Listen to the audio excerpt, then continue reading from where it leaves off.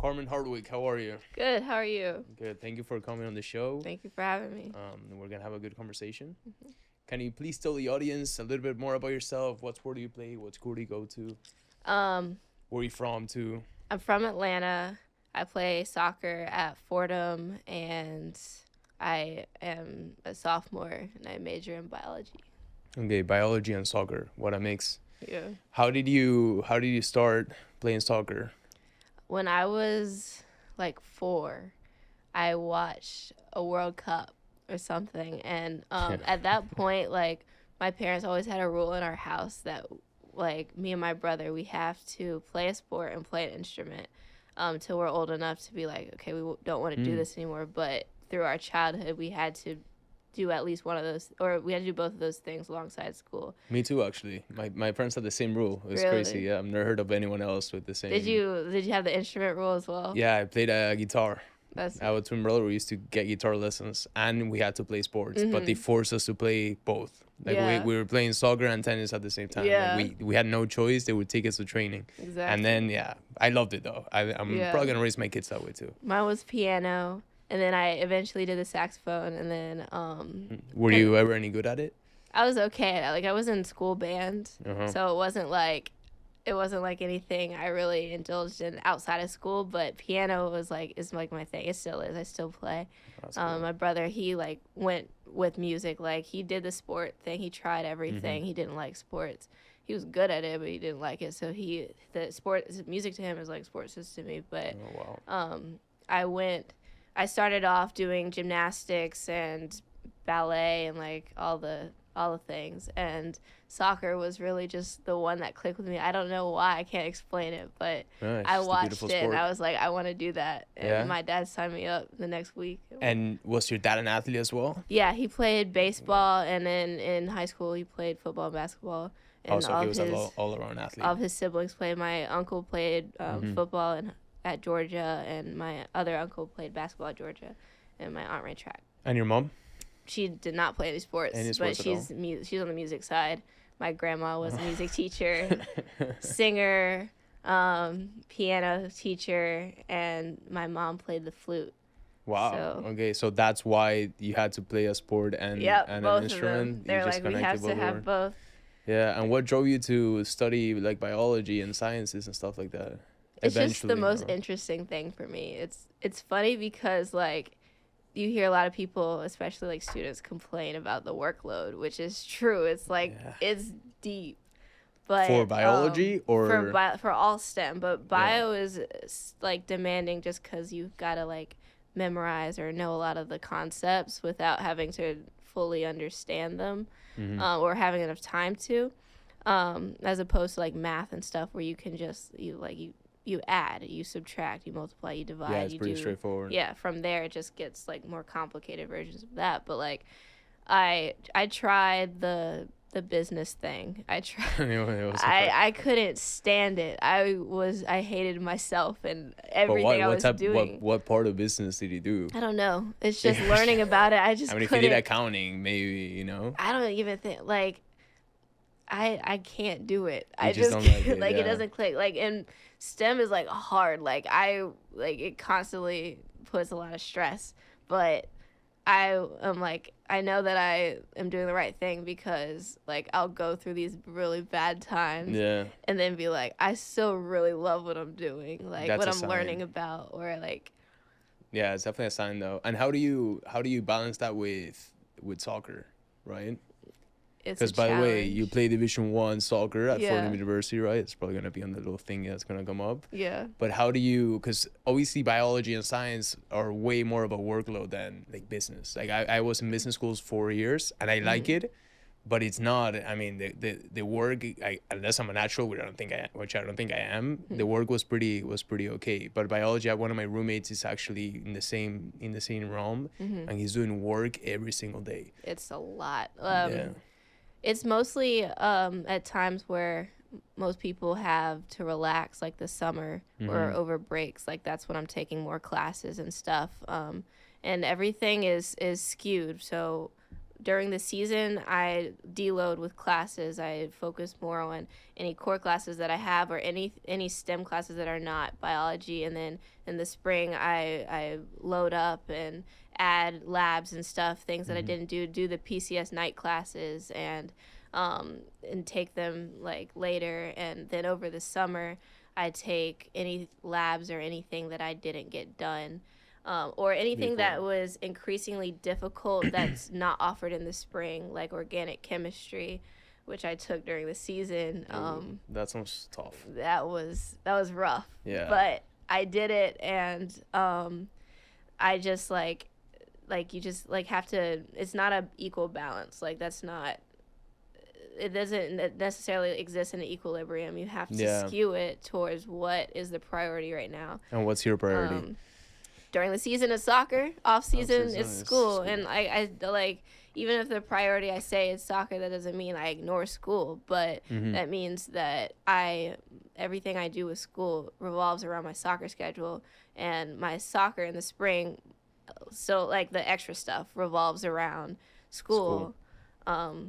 So you get the best of both worlds. Right. And the other thing is honors.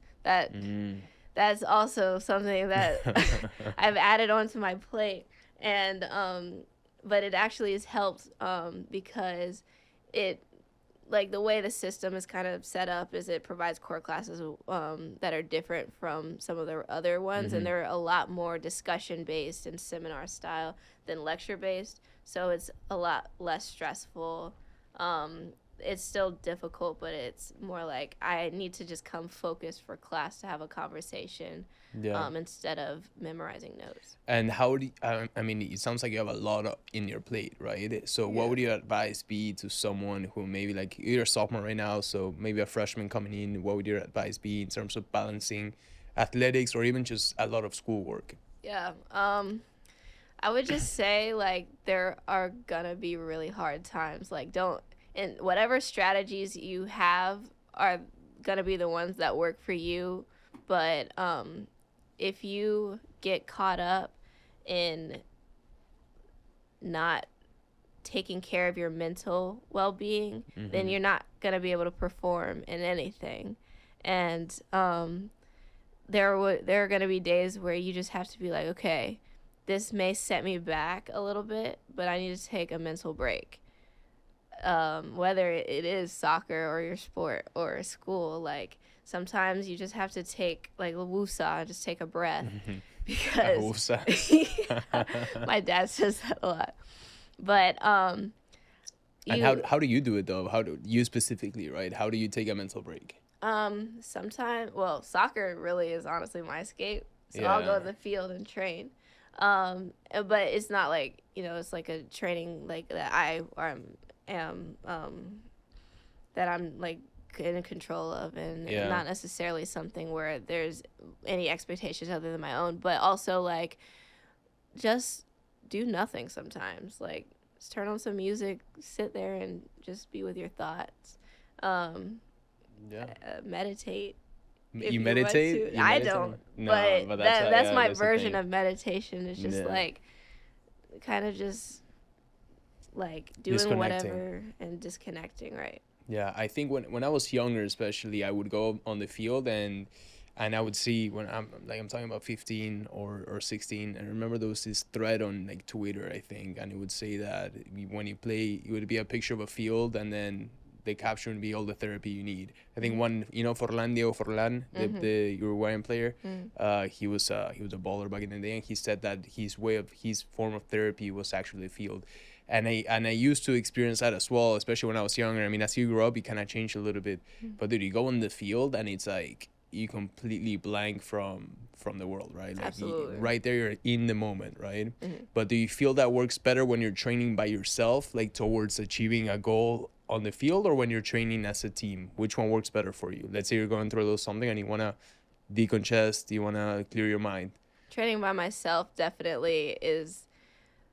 Like, I love training with my team, and it's just a different kind of thing that you work on when you train with your team than with yourself, because you're like your program when you're with your team is being orchestrated by a coach or your captain or whoever is in that group of people. So unless like it's not a formal training, then you don't necessarily have as much control over what you want to focus on.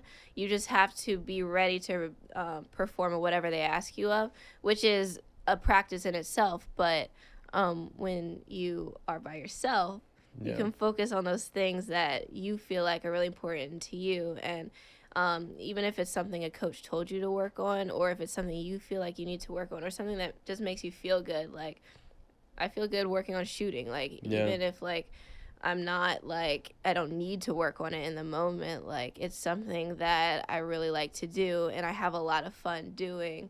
Or just getting touches on the ball or juggling, just like it's still getting better, but my focus is actually on my mentality and not necessarily my skills. And then as a like and as it transfers to the actual training, like what you do transfers to right.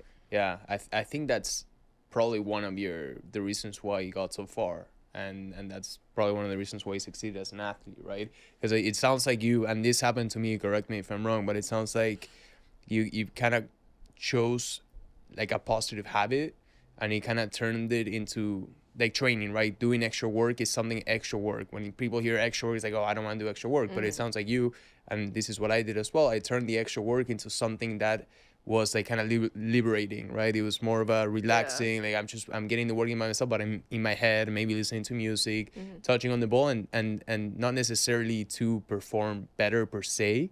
It was more as a mental, for a mental standpoint, right? Yeah. But then those things that you do, they transfer on the field. So then if you pass the ball against the wall for like 500 times for the entire summer, then once it gets time to perform, you're automatically better, right? So that's definitely at least one of my main pieces of advice to the young generations.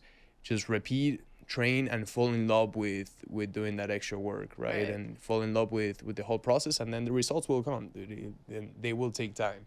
Yeah. But tell me, what's your like vision after? Because we talked about you want to go pro, right? So tell me, what's your vision after college? So one, case A, you go pro. Case B, you don't go pro. Talk to me about med school. Like, what's your plan? Yeah. So case A is I play pro. How that happens is, is arbitrary. Like I'll get there how I get there. Like I know what I'm in control of in terms of like my own development, but how I get there, like with the administrative part of it, is up in the air.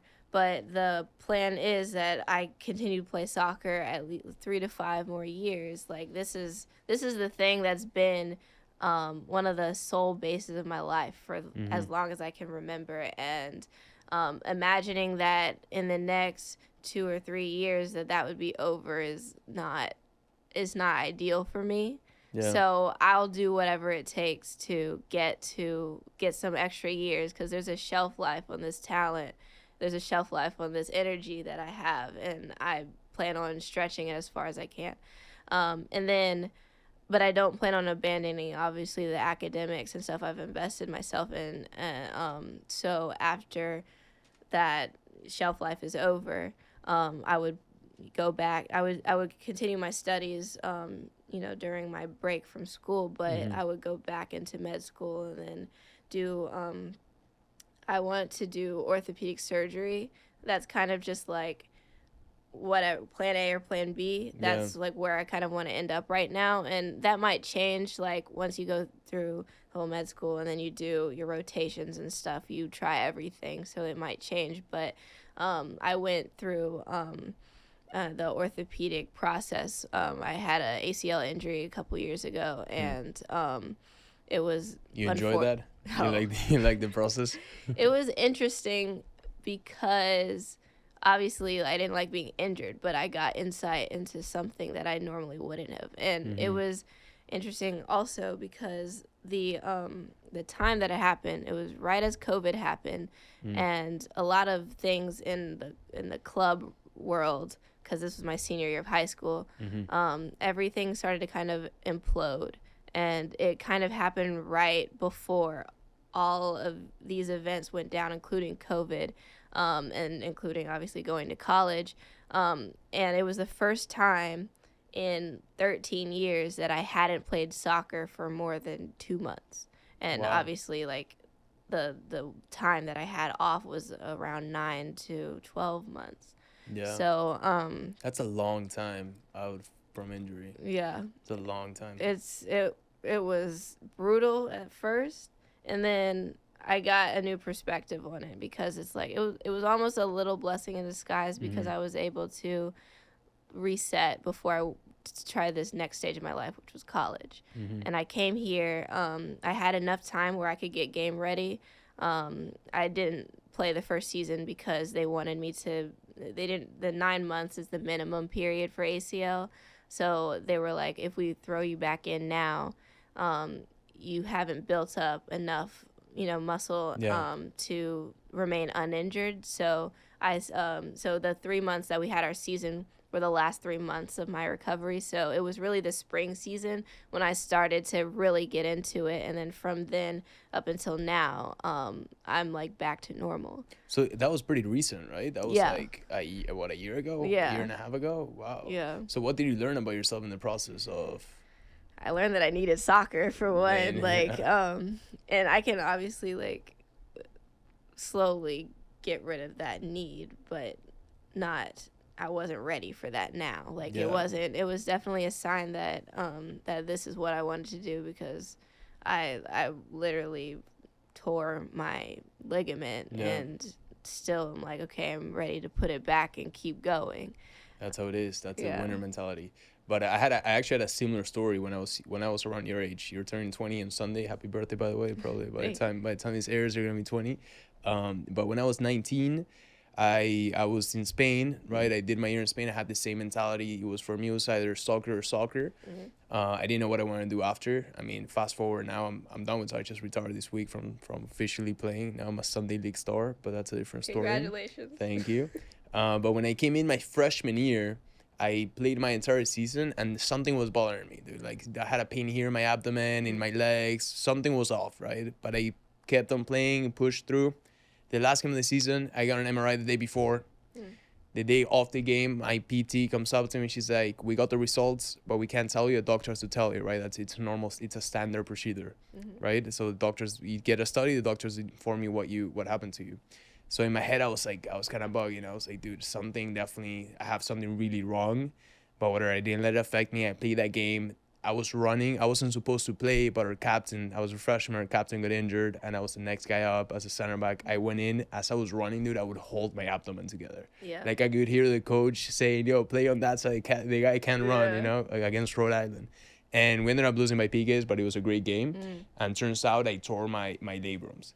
So I got both surgeries my freshman year, and then the whole virus situation happened, and I got lucky that I wouldn't have been able to come in back 100% for August for the 2021 season or 2020, but because it got extended, I was able to come back in December. And I think one of the things that I learned while I was injured was also it's the same thing. Like, it gives you like a mentality of, I want to get back.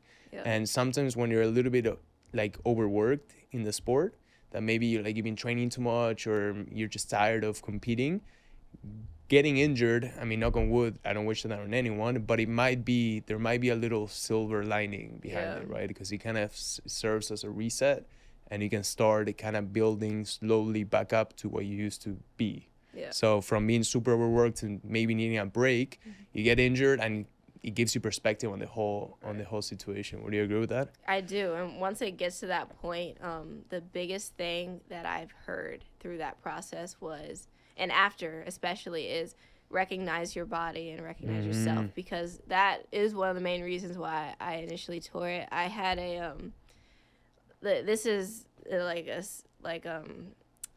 a theory, but it's really the only thing I have to explain it, because the way I got injured, I felt something was coming, and I didn't, and it wasn't pain. It was an energy. It was just like the game I was playing in, I didn't feel 100%, but it was a different kind. It was like my leg wasn't performing, and that's weird. Like sometimes your body, like you feel sluggish, whatever, but this individual leg was not.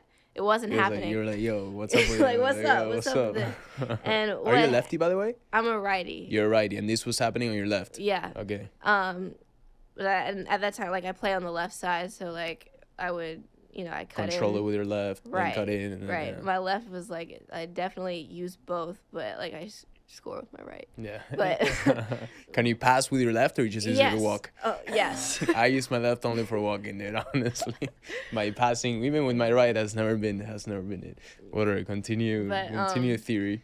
When I was in JV soccer, like right before high school, I had hyperextended my knee, and I wasn't supposed to be playing JV at the time. My club was like there was no club rules that said I couldn't, but my coach was like, no, don't do it at the same time as club.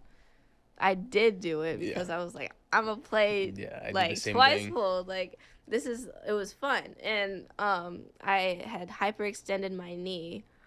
So I didn't, like, there's nothing you can do about a hyperextension. You just have to let it heal. That happened to me a couple times. So I just had to go to club practice and, pretend like nothing happened, because then I would have to explain to my coach. He didn't know that you were doing both. I was really good at that. Like, I was like, oh, yeah, this is cake. Like, I can keep doing this. And once it healed, I was like, I just got away with that. Yeah, or whatever. You got lucky. Fast forward some years later, I slowly start to get like more pain in my leg, and what turns out, like after high school games and stuff, I would have to get ice on my knee and stuff, and there was no like injury previous to that I could explain that. I was just like, oh, my knee hurts, can I get some ice? And that was all I would do. I didn't really like do and that would help, right? That would help your knee as well. And it was a Band-Aid solution. It didn't really like help in the long term, but I didn't notice that at the time.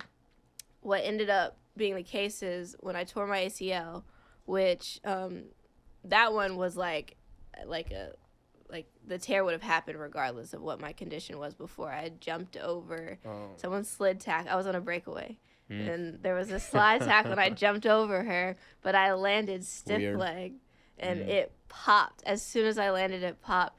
And after that, it was kind of like, it was a mess, because I was screaming at my coach, don't sub me off, I'm not hurt. Even after you tore your ACL? Wow. I couldn't stand up, but I was like, do not sub me off. This is nothing. Like, I'll stand up and keep playing. And it was like the other team. Walking a little bit weird. I was trying to, every ounce of my energy was going into keeping like stability. And the other team knew that. Yeah, the next ball that was played was directly at me. The defender didn't even come to touch me. She stayed back. And as soon as I touched the ball, I collapsed. I could not stand up. So out of respect, they didn't do anything. Dude, honestly, I think I would have.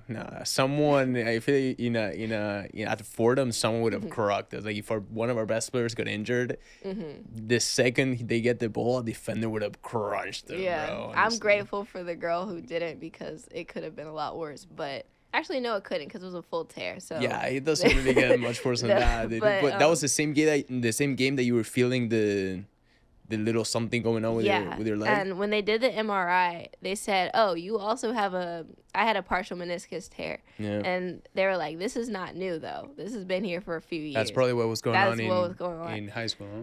So that was kind of a blessing in disguise, because I would have still been playing college with a meniscal tear, and eventually that would have been my full meniscus. Which happened to me. Right. I'm still dealing with the meniscus tear. So I think that's definitely one of the good lessons that I've learned as well. Knowing how to balance this into your body. Because what happens to athletes, especially athletes that like perform at a high level, it requires a different level of mentality than like a regular person or like a regular student. Yep. Like, you push harder, you push yourself harder, and that's like kind of part of the success. But it also comes with the negatives, right? But now let's do a little shift, and let's talk about youth soccer, because I know you're very passionate. Unless you brought your computer, you have some topics you want to hit. I had some facts to just like back up some of my personal experience and opinion. But essentially, it is not a secret that women's soccer is expanding, and that the demand and the attention that professional soccer, especially in the U.S., is gaining more traction, and as like a fallback. So is college. And college women's soccer has been around for a while, but it's the attention, the NIL opportunities, all that is starting to build up a larger base for women's college soccer and professional soccer. And what I saw was that in the next couple years, they're gonna, the NWSL started off with 10 teams, and then they added 2 in California, and in the next like couple years, they're gonna add more to get it 14, and then like some years later, it's gonna be up to 16 teams. So now you've got sold out tickets, and people are actually really investing in these clubs. What do you think that is, by the way? Is it because, or is it related to the growth in men's soccer as well, in men's soccer in the U.S. specifically, or do you think it's independent? Do you think the reason they're both growing is the same? What do you think they're growing? Because the men's side is also growing. Yeah, right? Absolutely. Yeah, I think they do both play off of each other really well. The women definitely have the national had it. team. The national team has had a huge role in that by just being winners all the time. Yeah, that's true. They constantly prove time and time again that they are deserving of as high of the title as world champions. And the country slowly but surely is starting to respect that. And then with the men's, you kind of have this turnover of old generation to new, where this new hope kind of sparks, because all the ones that I would watch younger, like Clint Dempsey and all of them, like, they're gone. So now it's just like, it's a clean slate. It's completely new people that now you've got to, like, you invest your energy in, and they were in the World Cup, so then everyone's freaking out over that, even if they're like the England-US game, we tied, and this country went crazy. Everyone went insane. They were like, we're number 1, and England's like, we tied. What do you mean? Yeah, but I mean, it was a big step for the national team. Yeah. So the energy is increasing, and then people are more willing to watch these games, invest their time and their money, and then now you've got bigger fan bases and a bigger platform for all of it. Yeah, you know what would be massive? If Messi decides to come to Inter That Miami. would be massive. That would actually be massive for the whole MLS. For real. So I think Beckham's like offering him like part of the team too. So like he would be like half the owner of the club too. He'd be bored here though. In Miami, I don't think he'd be bored in Miami. I don't know, playing maybe, but dude, he already. Playing, yeah, but playing he'll be bored. Yeah. But in Miami, he's not gonna be bored. He's probably gonna have a house by the water, or 3 houses like in Key Biscayne. That he'll be chilling. But that would be like a massive move for not only like the MLS in the men's side, but also the women's side, right? And what do you see in terms of like women's soccer and other women's sports? How do you see that relationship? I do think that the Catherine Corner has a show. Oh no, we got 5 minutes. The Catherine Corner has the time. I think that I mean, it's just Gigi said it in one of the last episodes that it's just a good time to be a woman in sports. Like it's all with the new salaries that the women's team are now offered, and like that contract lasts about 6 years, I think, and hopefully will still continue to get renewed. It started with Title IX, and then it keeps growing. And then NIL is, opportunities for all college athletes. So now you can start to capitalize on different ways to just kind of network yourself as an athlete. And that is kind of what it is. It's becoming a new way for networking. It's not just like you build your reputation off of your talent, and you build your talent off of your work ethic. And it's such a candid way to network yourself, and people, I think, pick up on that.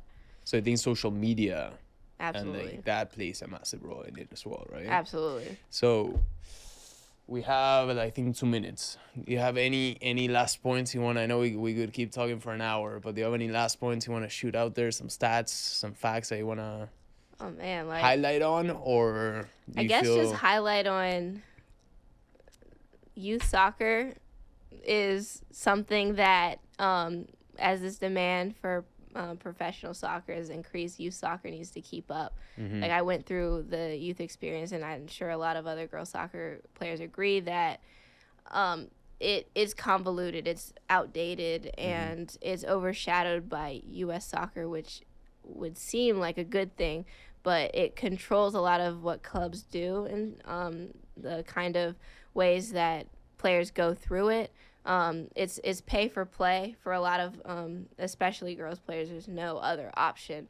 You have to, if you are recruited for the talent, you have to also have the money. My parents spent a total of 5 years of me playing ECNL about $60,000 on travel, uniforms, club fees, all the stuff, which they, I don't come from means like a lot of me. Like we're middle class. Like it's not like we just have $60,000 to just drop. Yeah, so it's an investment. they really they knew this is what I wanted to do, so they made it happen, and I'm super grateful for them for that. But not everyone is as lucky as me, and I play with people that are talented or more talented than me that can't afford it, so that they just don't even get the opportunity to play college or to even get scouted. And that's the thing. You have to be able to pay for these showcases to get seen by coaches, and you had to have that information in the first place to play ECNL or whatever club system you go through. And I just think that if U.S. soccer and the state soccer invest more in making these a little bit more regulated, a little bit more funded and subsidized, then you can have a bigger talent pool and less and more equity. Yeah. Yeah. I mean, I think also you gotta bring when it comes to that, it's a whole American system. The club, absolutely. the whole American club soccer system as a whole would have to change, obviously, because a lot of, I mean, that's how it is. You pay to play. A lot of the guys also do that, but the difference is that you mentioned, like the guys have the opportunity of going the academy route. Maybe these academies could develop the women's side as well, and then that way you have both options, right? The academy side and the pay to play. Yeah. That might be a solution for it. But Carmen, thank you very much for coming. Thank you Had for a great having time. me. It was a great conversation, great. and hope to see you out there in the field, man. Yeah. Thank you guys for watching.